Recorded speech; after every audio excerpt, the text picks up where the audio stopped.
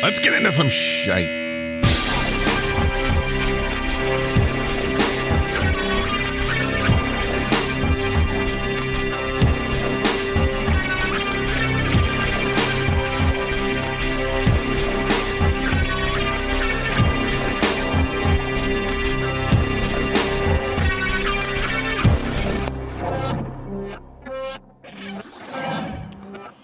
Hi, my friends. Welcome to Apocalyptic. How are you? How you feeling? Good to be here. I don't know. I'm kind of in a no talking mood. It's hard to do a podcast when you don't want to talk. I don't know why. I've been in this kind of introspective, not really want to say a lot of stuff recently. And you can't have a podcast when you do that. It's like a mime podcast. You just like nothing. You can't talk. You can't do anything. You can't say anything. It's not a podcast people want to listen to. But I hope you're doing well out there. Hope everybody's surviving. Getting ready for this little transition into spring, I think. We're having it a little bit early here. You'll be getting it soon. I know it snowed in L.A. Los Angeles got snow. I think everybody needs a little bit of that. Every once in a while, you just kind of need to experience the stuff that you don't always get to experience. It kind of makes you feel good about where you live. You know, it's just like, oh, wow. You know, if you get used to the way just one thing, life doesn't have surprises. It's good to have surprises. So it's always nice having like a random snow in April or May even. Down here, I guess if you're in Minnesota, that's not unusual. But anyway, so yeah, we're having flowers bloom down here in Atlanta and probably other places too. I don't know what the snow does to crops in LA. People who grow things that have to be exposed to sun and heat all year. I don't know. I guess our oranges the price of oranges and orange juice will go up. I don't know. What do they have in LA that suddenly we're going to have to pay for here pretty soon? Who knows? Anyway, yeah, you know what? I don't do well with, do you lose friends occasionally? Just like lose touch with friends. I don't know if you have like a friend that you've had for a while and it's like you lose touch for whatever reason, like they just kind of grow out of your life, or you have a disagreement, or you hate them, or whatever, and then I don't do well with that, especially if it's something that happens that's because of an incident, you know. Sometimes your friends kind of just gradually fade away out of your life, and that's okay because you always feel like you can kind of go back and recreate. I have a really, really good friend when I was in my 20s, and man, we would hang out like almost every day, almost every night, just kind of get together and chat about things and listen to music. And then we just gradually, little at a time, just sort of our lives just sort of forked into different areas. And I think we're still friends. It's been years since we've kind of gotten together and done anything, but I think we could if we wanted to. But having like an incident where and this has happened to me fairly recently, 2 or 3 of my friends were just like something happened where you just don't speak to them anymore. It's weird. It's very strange. I don't do well with that, knowing that there's some kind of bad vibes out there. It's not a cool thing, I don't feel like. But a lot of times there's not anything you could do about it. And sometimes there's not anything you should do about it, because it happened for a reason. And who knows, it might have been something that was necessary. You don't know. Or maybe you do know. But I don't know. I don't like situations like that where you just feel like that there's a weird vibe floating around out there. So anyway, I don't know that and just some other things, and just kind of, I don't know, feeling a little introspective. How about you? How you feeling? Is your life doing well? What was I going to do? Oh, I know. So this is episode 33 today. This one right here, episode 33. And that hit me for some reason. I know there were several people who died at the age of 33. And so I decided to kind of look that up, and I looked it up. And well, first of all, there were a lot of people who died at the age of 33, and probably and tons of people, I'm sure. But like celebrities I'm talking about, right?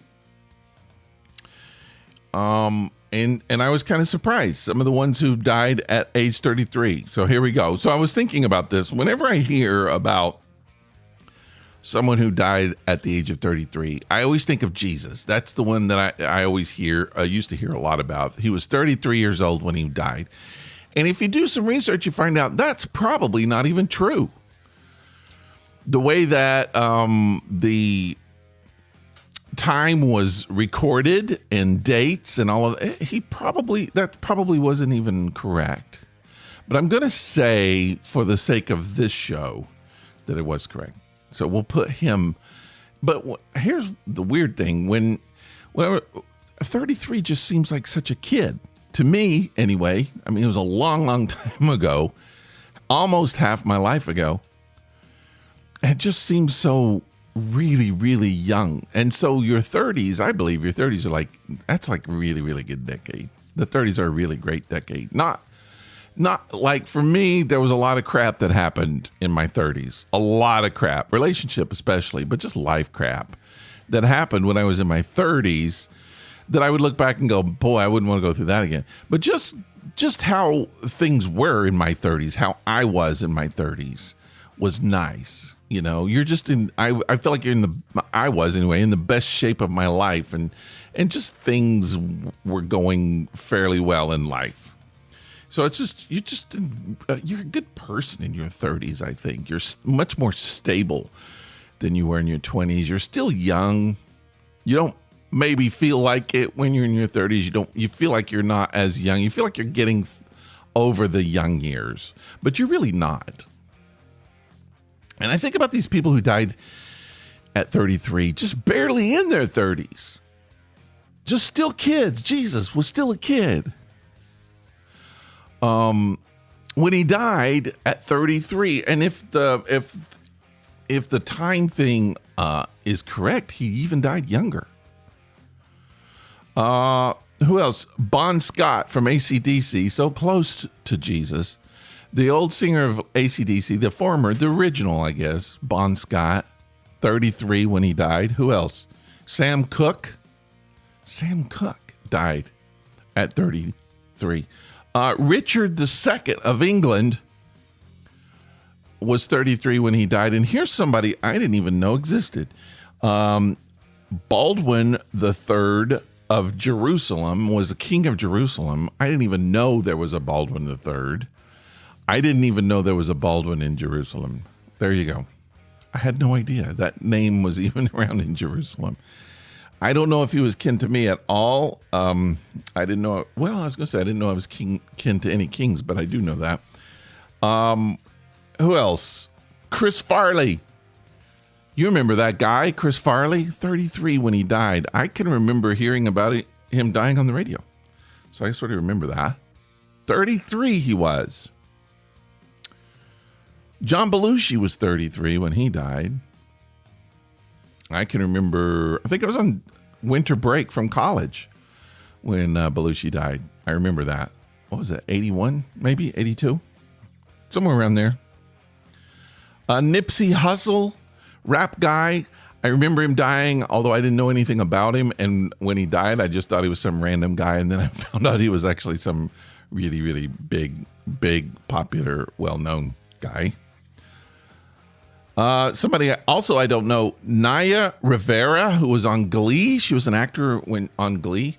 33. She's gone, just like the rest of them. Just like Evita Peron. Evita, the musical, Evita Peron, died at 33. Carol Lombard, the actress, back in long time ago, before my time, 33. And then one of my personal heroes, Doug Kenny. Do you know who Doug Kenny is? Oh, man, you should know who Doug Kenny is if you don't. Doug Kinney is one of my longtime personal heroes. He was what do you want to call him? A humorist, a comedian. He was founder of National Lampoon. I think he was a writer for sure of Animal House, the movie. He was in it. One of his great lines in the movie: "What the hell are we supposed to do, you moron?" He played Stork. You remember that at the very end? That's Doug Kinney. Doug Kinney wrote some fantastic thing. He was kind of a crazy guy. And he died in Hawaii.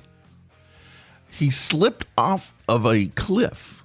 He slipped off a cliff and died.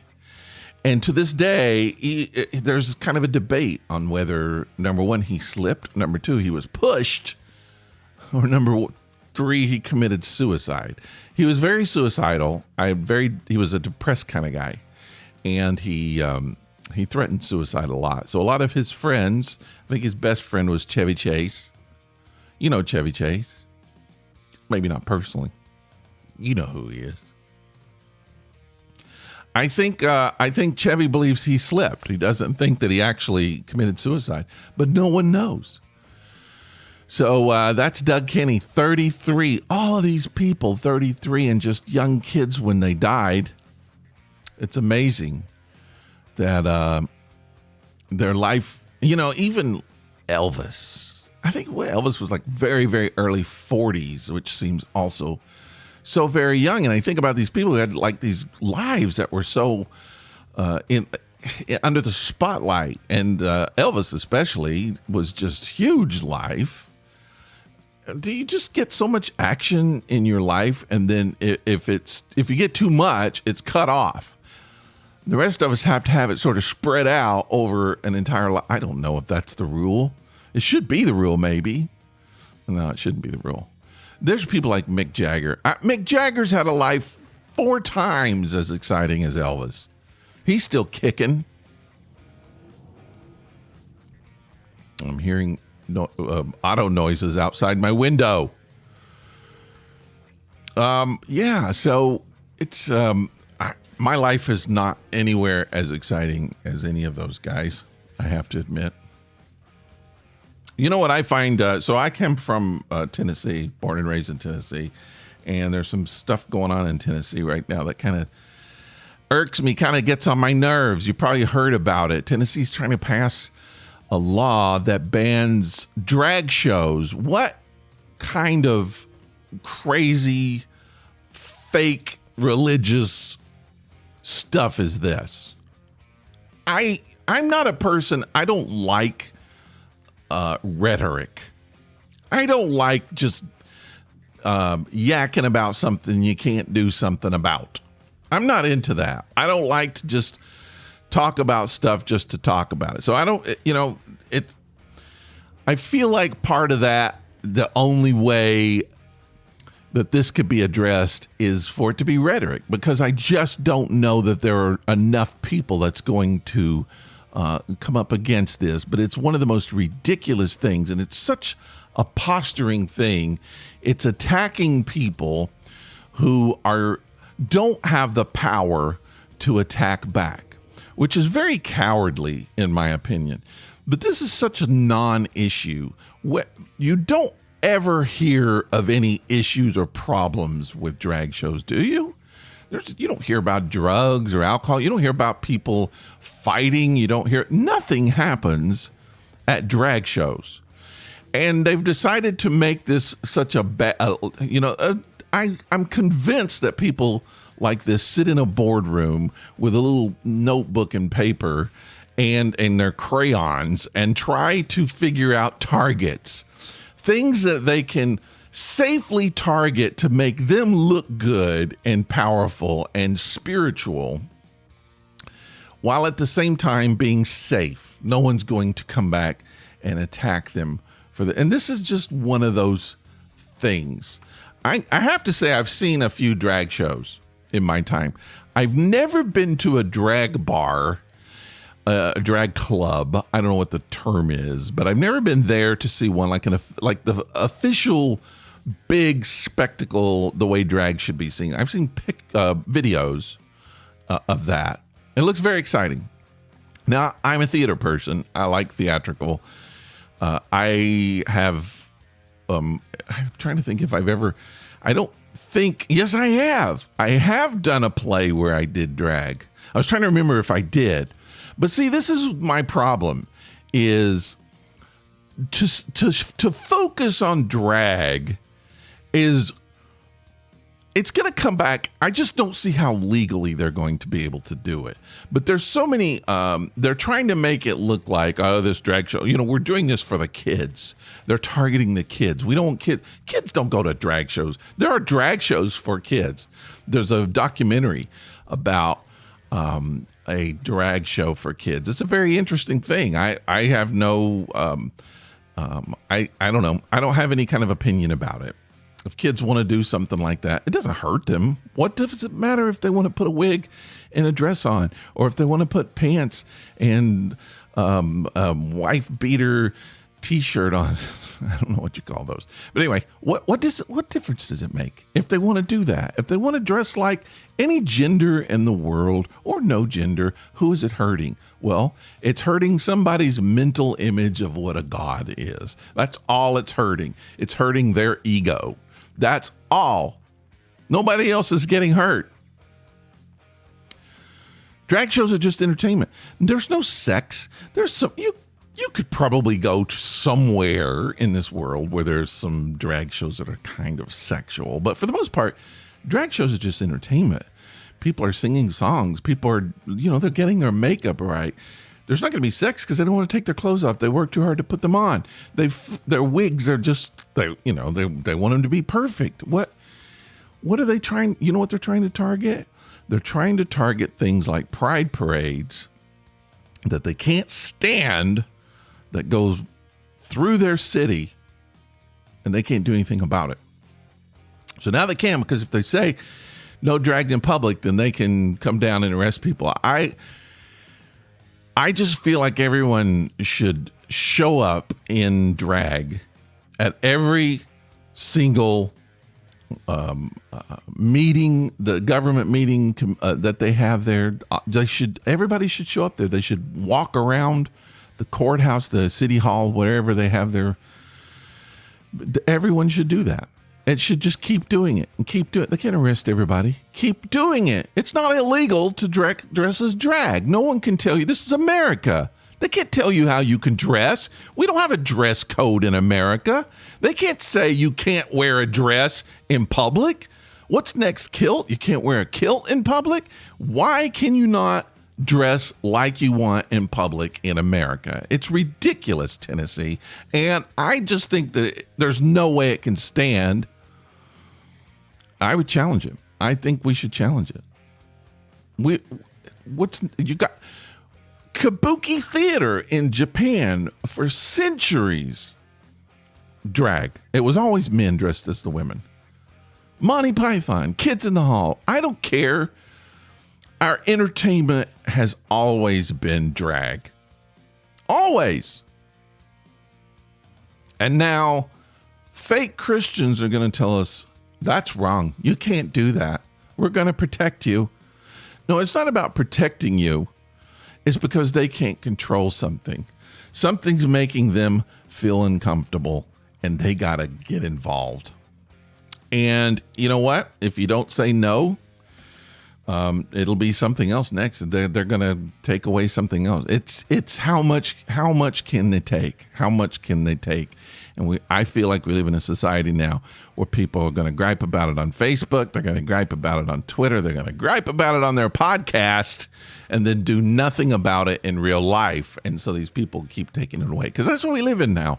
We live in a society where protests are just social media posts. That's our protest. And so we're going to lose everything. Half of what happened in the last administration, where so much rights got taken away, were only fought against on social media. And it's why we may get a return of that same administration, because no one stood up against it. I'm too old. I'll stand up against it. But you know what? My world is done. It's done. This is not my world anymore. It's a young person's world. And if young people don't want to stand up and say, no, you're not going to take that away from us. You're not going to control us. We don't need your religion telling us what to do. Jesus hung out with a prostitute. Jesus, read the Bible. He hung out with sinners. He didn't hang out with church people. All right. I'm going to close it right there. All right. I'm a little grouchy today, probably. Maybe. I'll get back on it. I'll get back. Everything will be okay. All right. I'm in a mood right now. I just don't want to talk to people. I'm not mad. I'm not angry. I'm not grouchy in real life. I'm not, seriously.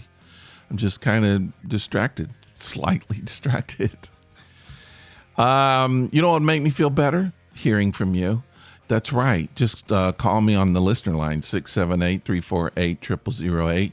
Tell me what'll make me feel better. Help me out. Give me some advice. Tell me what you think about what's going on. Just give me some love. All right? Just share with me what's going on in your life. I need to hear it, even if it's in email, rick@apocalyptic.com. I will hear that. I would like to read that. Just reach out on Facebook. Don't be a stranger. Everyone's a stranger. I'm tired of strangers.